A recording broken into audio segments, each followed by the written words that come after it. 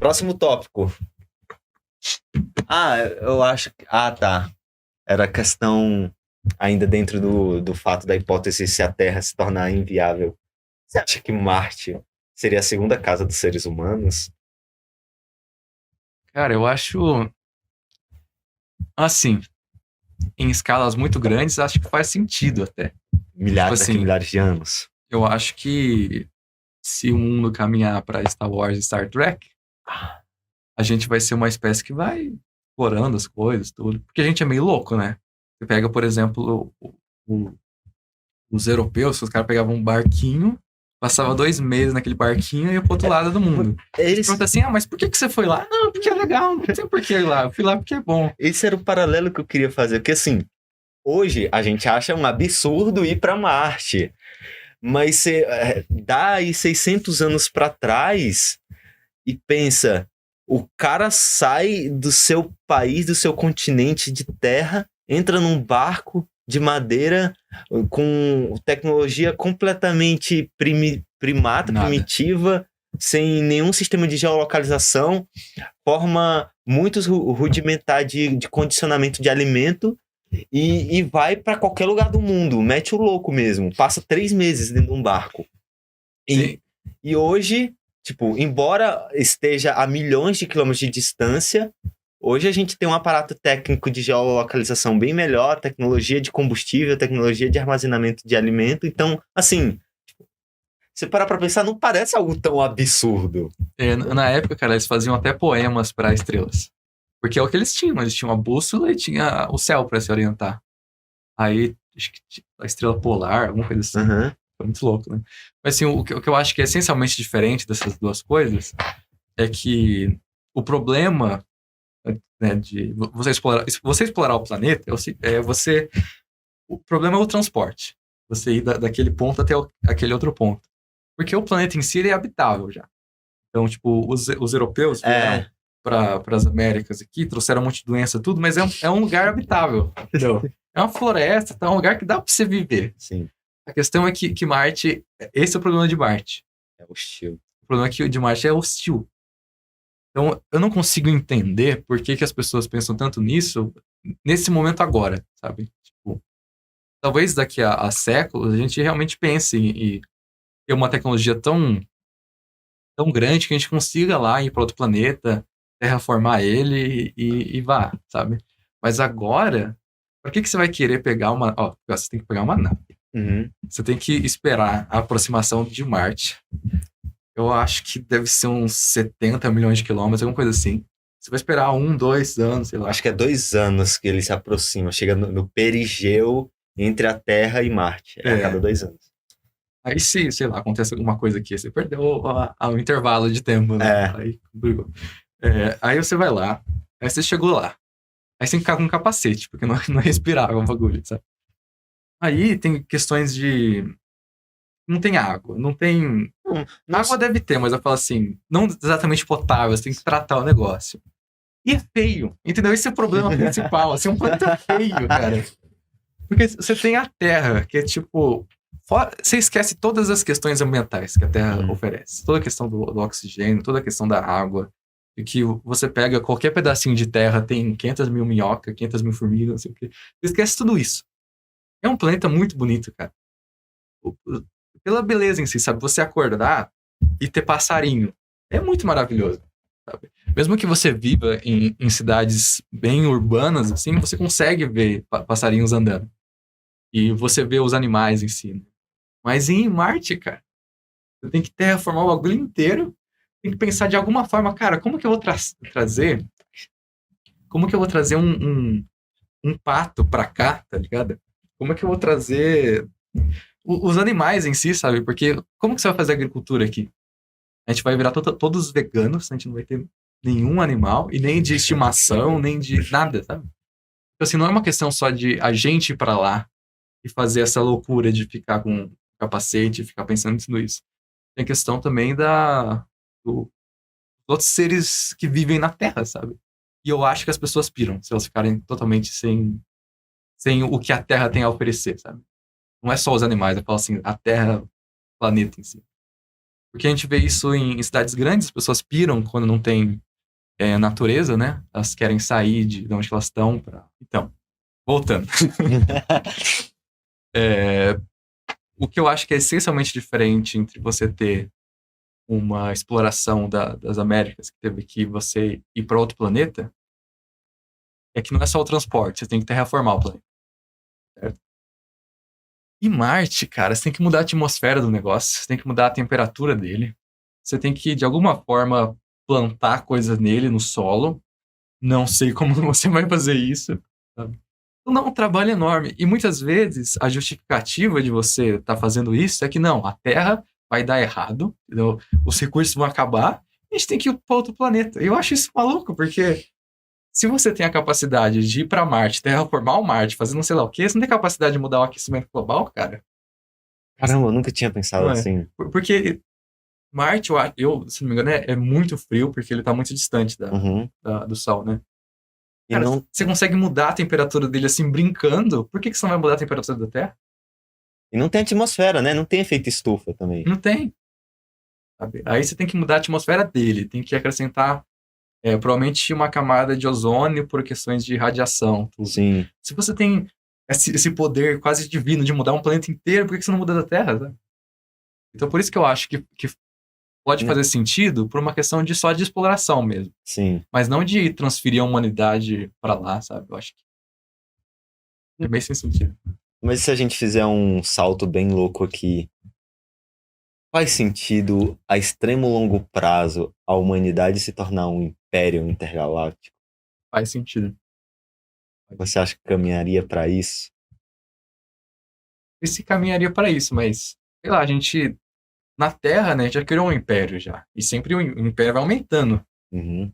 A gente já colonizou quase todo pedacinho que a Terra tem. Só os lugares, tipo, Antártida, um lugar que pra gente não é muito interessante. Não faz sentido, sabe? Economicamente não faz sentido. Se a gente quisesse explorar, explorava, mas não faz sentido. Eu não vejo por que a gente não iria para outros lugares, sabe? Porque tem um comércio louco, né? Que é o comércio de cometa. Se a gente começar a explorar cometa... Que viagem é essa? Como assim comércio de cometa? Não, porque cometa tem muitos minérios lá. Ah, sim, tá. Sim. Então eu falo assim que os planetas em si, ele tem coisas que pra gente pode valer muito, sabe? A gente querer explorar. Uma perspectiva capitalista mesmo, assim. Tá? Uhum. E tem coisas na Terra que são super raras, que é difícil de achar, e que os planetas pode ser, o planeta inteiro é aquilo quase, sabe? Então, pra mim, faria esse sentido econômico, assim. E se tem sentido econômico, as pessoas fazem, independente da moralidade do negócio, eles fazem. Você já parou pra pensar que árvore é um dos elementos, commodities, se assim a gente pode falar, madeira, né, de maneira geral, mais raros do universo? Mais raro que os diamantes. Estatisticamente falando, é mais fácil você ter um planeta em condições que produzem diamantes, alta pressão e temperatura, do que você ter um planeta como a Terra. Faz sentido. Nosso planetinha é muito especial, cara. Por quê? Né? A gente fica se perguntando. Mesmo se com a tecnologia que a gente tem para encontrar outros exoplanetas, a gente não encontra nenhum semelhante à Terra com uma vida tão diversa e com uma vida tão inteligente que é a nossa.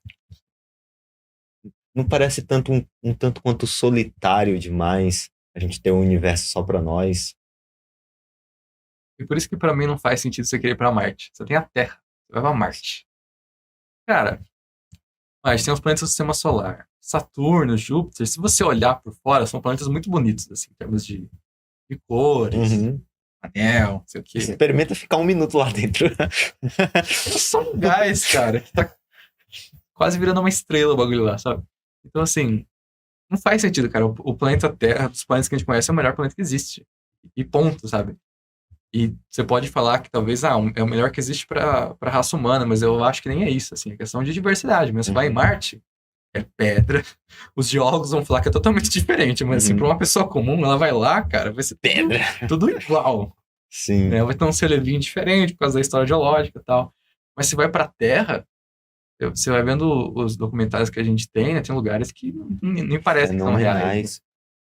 Né? Feitos assim de Sabe aqueles lugares que tem aquelas águas termais quentes e tem sais, aí o negócio fica verde, azul. Muito absurdo que mesmo planeta tem isso.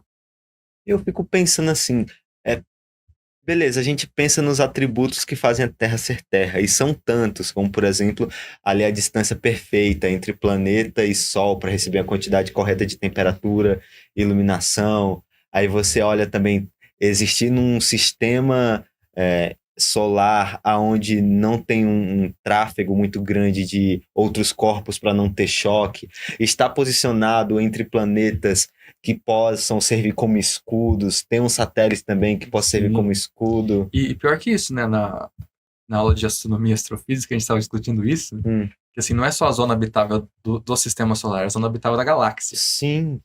E a nossa galáxia, em certos sentidos, ela é muito sem graça de estudar, porque não acontecem muitas coisas. Então, assim, você pega o buraco negro da nossa galáxia, ele é muito grande, mas ele não é nada em comparação a outros buracos negros.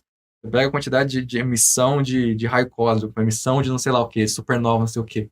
Não tem. Mas não tem, assim, tem pouco, né?